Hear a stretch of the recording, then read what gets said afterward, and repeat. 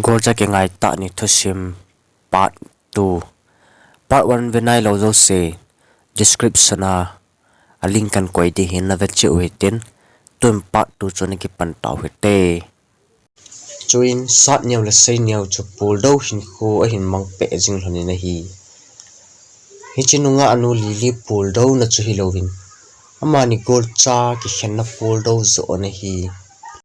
anu le pa te chiu wen sat nyau le sei nyau chan an chana va no le be zong mo mong ta po ve ni hi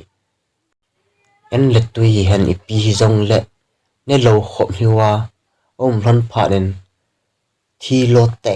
ding hi ron pha nin ain ku te avat no le ichiwang hi ki doi ta pon te ten amo zong hung khau tu ve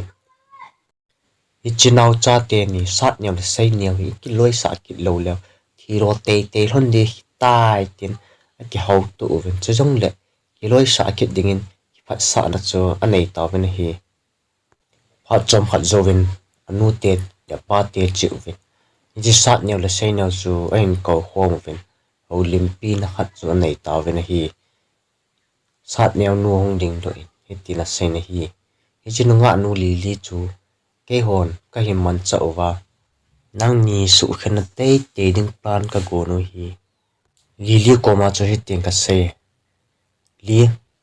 ka cha te ni sat nyau le sei nyau wen nan dei chat ti thu ka za zet min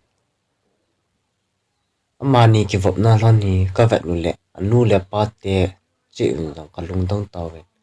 ja a chu nu sit na thim thu a hin sei kha lon ta jong le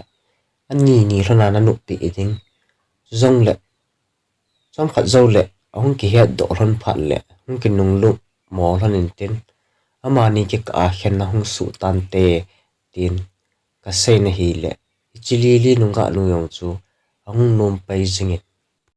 chom khat zo wen sat nyau pa in sat nyau le sei nyau ko ma cha te ni nu le na pa chi wing ka gu nu hi a phading lam zo ham ting ka go ngo ven in la nang ni ki ka a boina len ta su ta jin na chung chi lana ngai dam ka in thum ve ati chai ma sangin sei nyau ven bola nu le pa ten cha te ko ma ngai dam na thum ham amo chu na cha te ni zo ka hi hlone atina sat nyau le sei nyau chun anu le pa te ni chi ko ngai dam a thum hlonin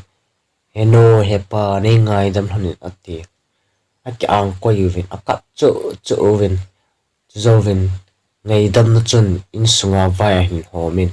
in sun num cho hin so taw ki pa ta in hin hu tha cho hi man taw ve na hi